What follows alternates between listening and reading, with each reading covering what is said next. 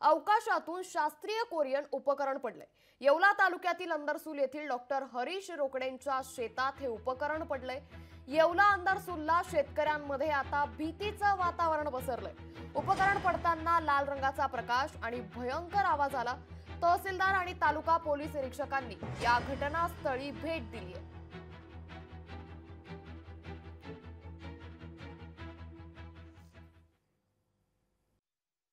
साधारण संध्याकाळी 7-7:30च्या सुमारास एक आकाशातून वस्तू पडताना दिसली। तर तिला एक असा लालसर लाईट लागत होता। तर तो लाईट बघून आम्ही दिशेने आलो, परंतु ते असं बीप बीप आवाज देत असल्याने सगळं आम्ही भयभीत झालो।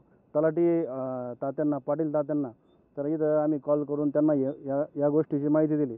तर ते पण आले। तोपर्यंत ती वस्तू थोडीशी तिचा आवाज बंद झाला होता। मग आम्ही जवळून जाऊन बघितले असता तर त्या वस्तूवर मेड इन कोरिया असं नाव दिसलं।